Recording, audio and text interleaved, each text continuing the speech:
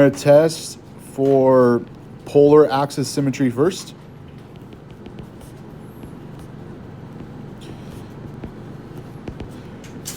So for recalling from our notes, that means to replace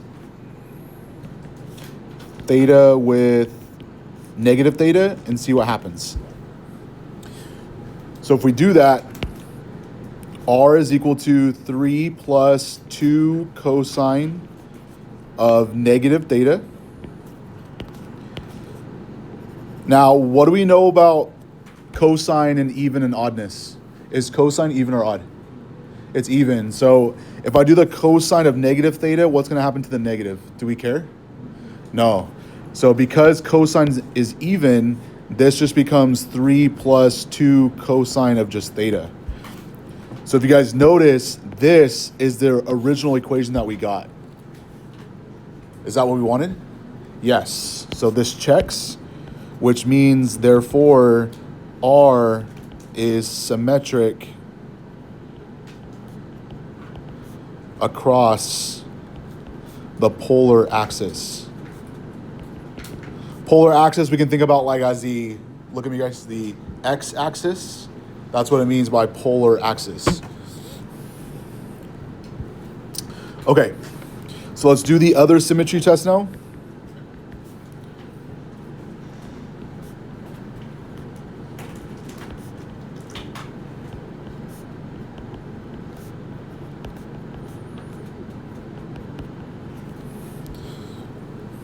So we're calling from yesterday and our notes. This means to replace theta with pi minus theta.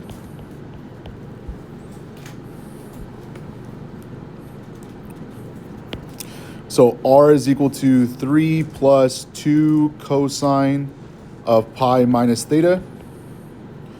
And then this is another one of those sum and difference formulas. So if you guys thought they were going to go away, awkward. They're still here. You guys remember the formula? Is it cosine sine or cosine cosine? Cosine cosine. So it's going to be 3 plus 2. I'm going to kind of like factor out the 2 for now and ignore it. So it's going to be cosine pi, cosine theta. Now, do you guys remember for the cosine formula, do we keep the symbol in between or do we change it? Change it, good. So plus sine of pi, sine of theta. And I wrote that backwards. I don't know why I did that. But it's okay. What is the cosine of pi?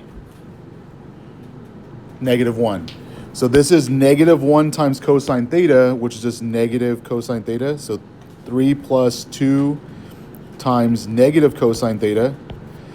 What is the sine of pi? 0. So this is gone. Now, if I multiply this inside, am I going to get the original function back? No. So this is a... So therefore, the test for symmetry fails. Why is this a good thing? What? Yeah, you don't have to do the third test. If one of the tests fails, remember guys, you don't have to do the third test. So we don't have to do the third test. Therefore, the third symmetry test also fails. Okay? So that means we can just go straight to our graph. Oops. Hold on.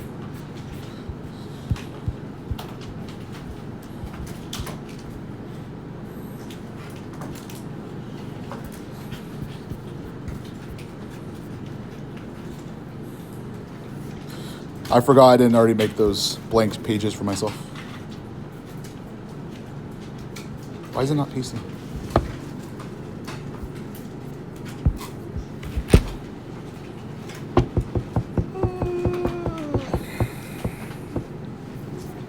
I love technology.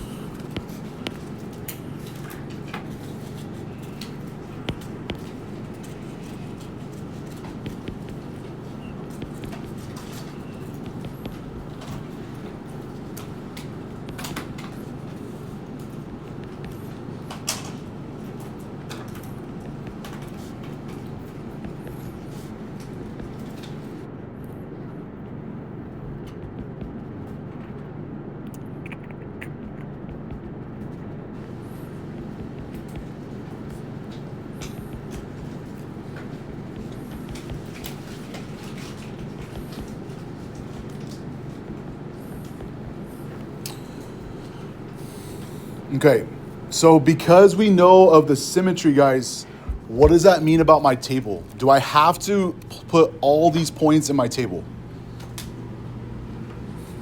And the answer is no, because since we know that this graph is symmetric across this line, I just need to pick points above this line, because then I can just reflect those points across. Okay, so I really need to just do half of the polar plane. Does that make sense? So does it make sense? I just need to pick numbers between 0 and pi. Okay, so let's go ahead and do that.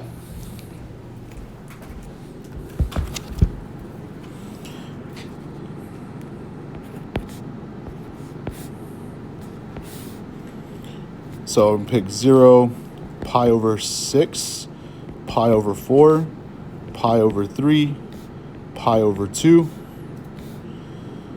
and then 2 pi over 3, 3 pi over 4, 5 pi over 6, and then pi. Okay. Because of time, guys, are you guys okay if I just give you guys the numbers? Okay. So if you guys use your table feature in your calculator, you guys would get 5, about 4.73. I'm not going to be picky about how you guys round this. Just 2 places is okay. 4.41. Pi over 3, we have 4. 3. 2. That's kind of cool. 1.59. 1.27. And then 1.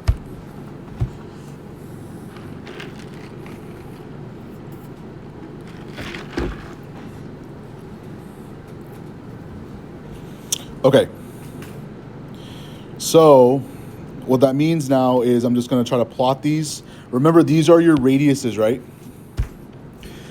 So at 0, I'm going to plot 5. So 1, 2, 3, 4, 5 circles away.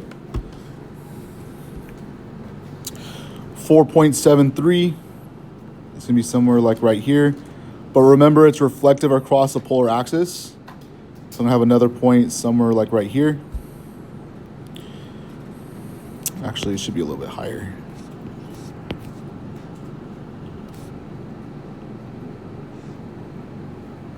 Uh, 4.41.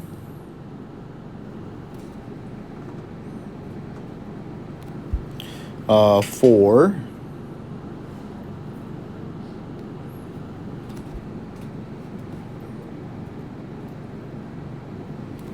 Uh, 3.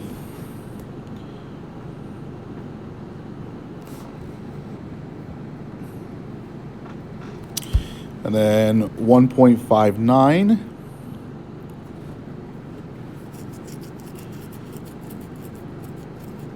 Oh wait, no, 2. I forgot 2. 2.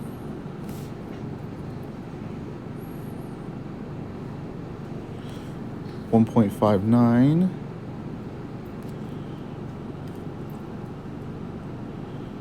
And then 1. No, 1.27. I forgot that one.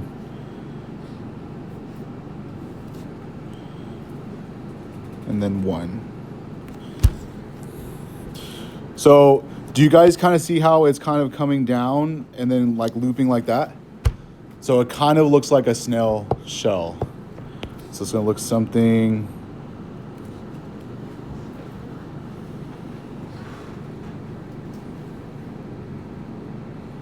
like that.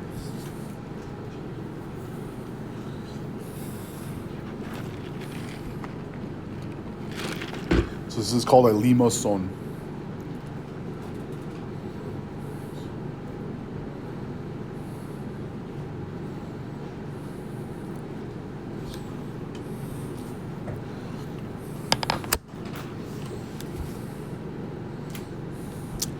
Okay, questions on this? Okay. All right, so let's do one that does have an inner loop.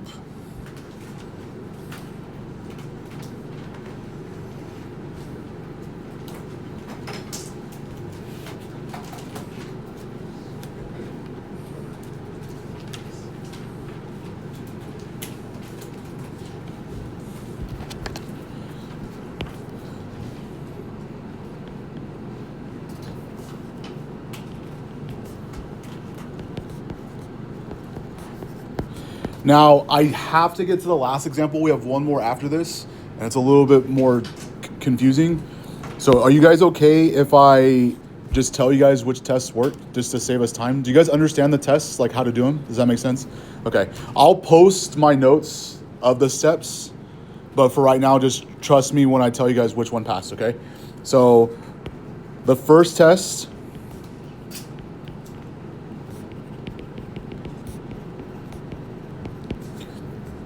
hey, it passed. Sick. Second test,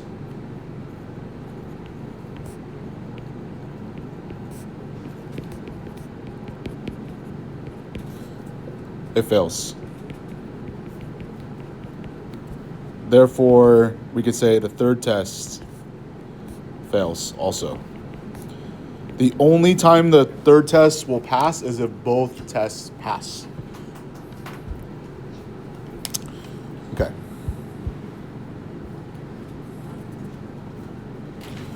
So because it has polar axis symmetry, again,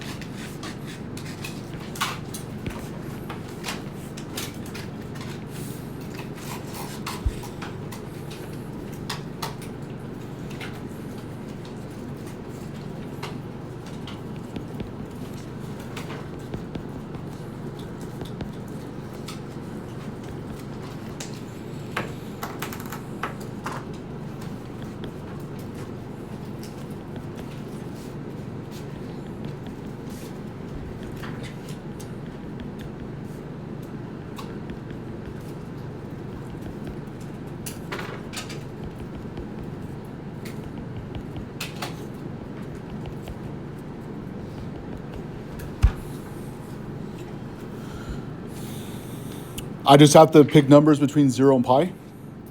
So 0, pi over 6, pi over 4, pi over 3, pi over 2, 2 pi over 3, 3 pi over 4,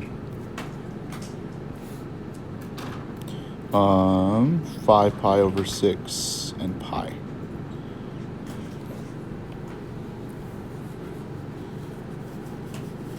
So if I use my calculator, I get these values. Oops.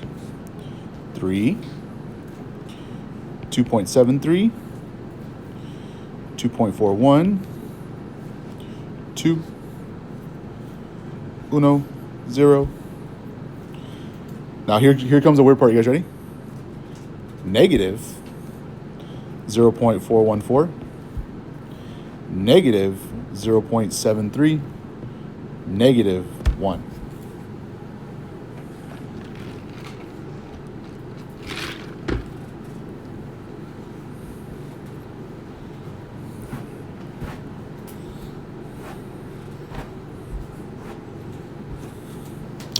Okay, so 0.3,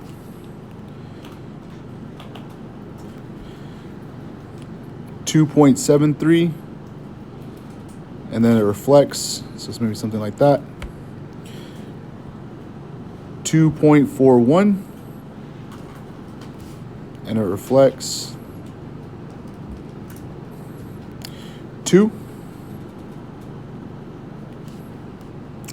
and it reflects 1, and it reflects.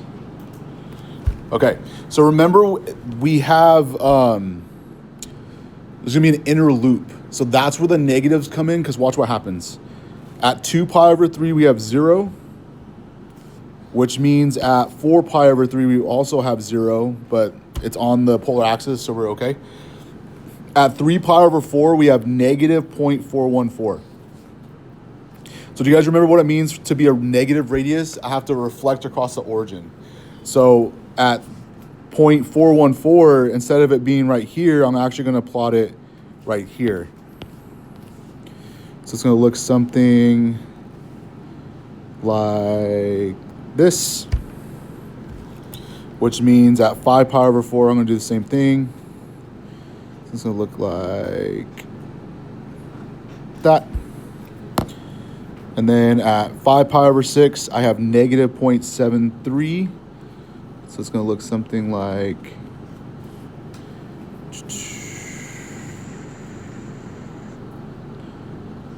this. And then if I reflect it, it's going to be like that. And then at pi, we have negative 1. So it looks like that. So do you guys see how it kind of forms like a little loop in the center? So you're going to graph it like this.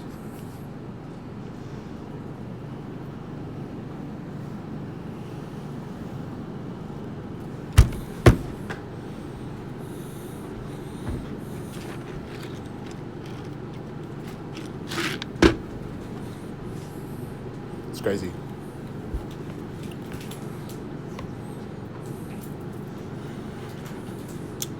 Okay.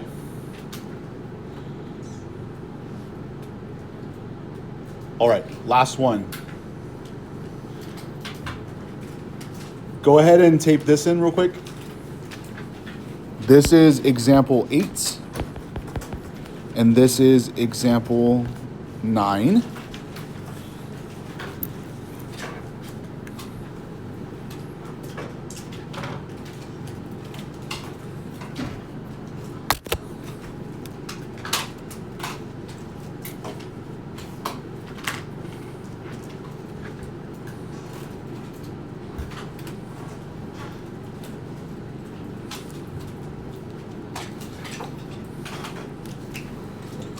Okay.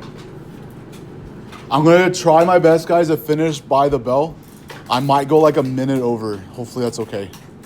But I have to finish this. Hopefully you guys understand. I have to finish this before the weekend. Okay. These are the coolest ones, but they're also the weirdest ones. But you guys will see. Okay.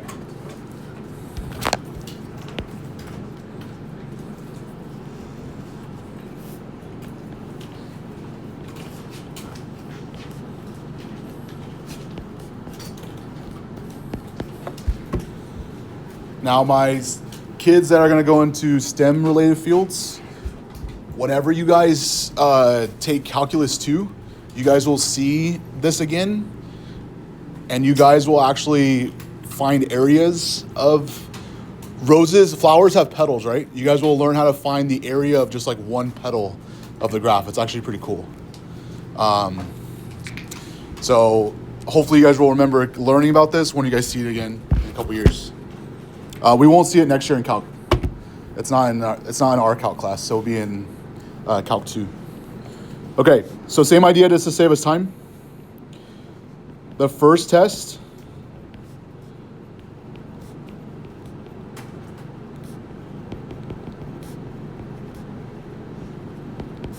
hey, it passes. The second test,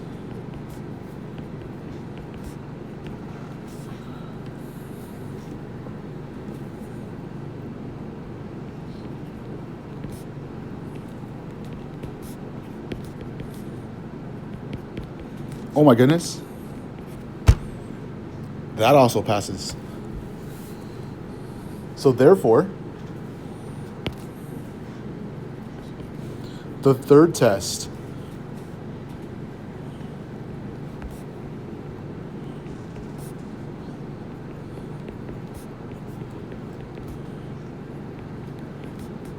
will also pass. Okay. So this is beautiful when this happens. You guys want to know why?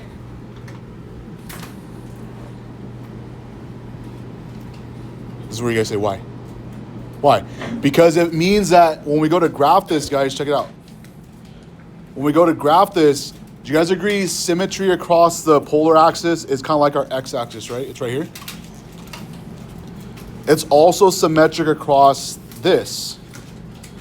So if it's symmetric across here and it's symmetric across here, that means it's basically symmetric diagonally, which means that I only have to pick values in one quadrant, because whatever point's here, I'm going to reflect it across and reflect it up and down and also reflect it over here.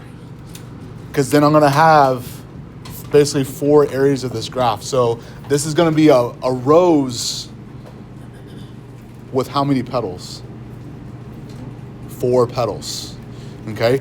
And there's actually, I'm not going to test you guys on this, but there's actually, like, by looking at this number and this number, this tells you how to calculate how many petals. And if you guys actually put Desmos in polar mode, you can actually mess with it. It's actually kind of weird. Like if you change this to like a weird number, like square root of 3, it looks so weird. So weird. All right. So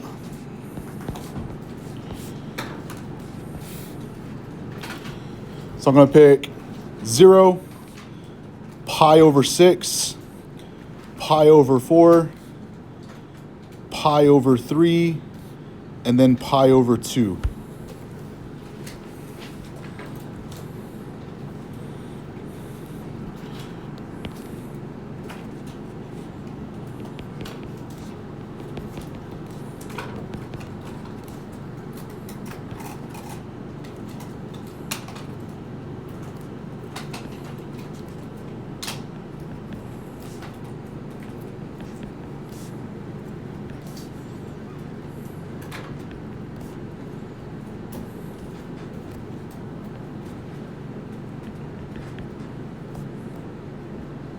Oops, that's wrong.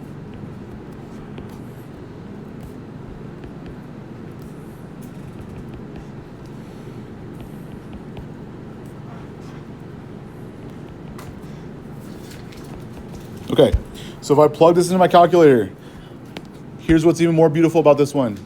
There's no decimals. So 2, 1, 0, -1, -2.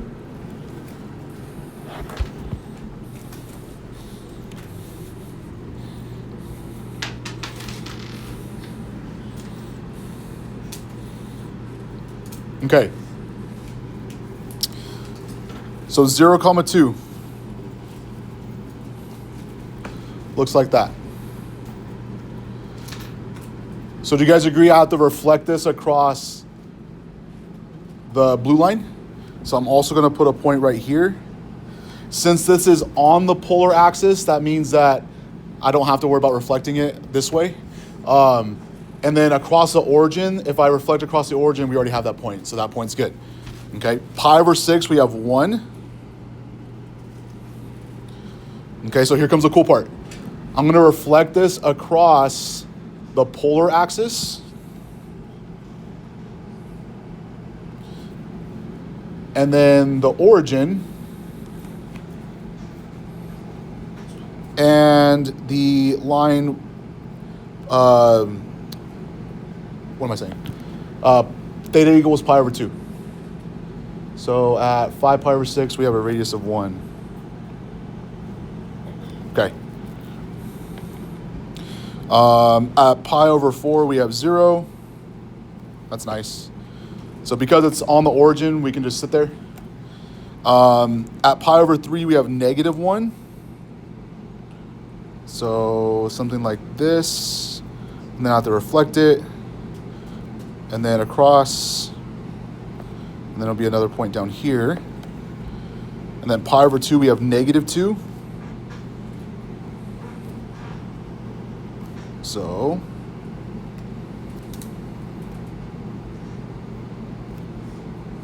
did I mess up? Yeah, I did.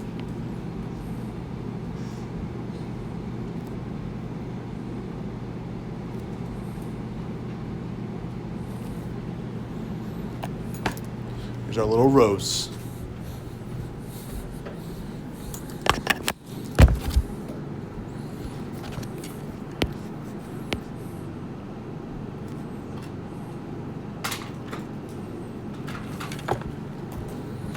Okay. Now, this is due next week. When you guys quiz, you won't have to actually graph one of these by hand on your quiz, but you guys will have to graph one of these by hand when you guys take your tests. Okay, so if you guys have time between now and Tuesday, can you guys please try your assignment? Because that way you guys can ask me questions. Okay, the only last thing you need to do is just tape it in this box, and then we're done with 5.2.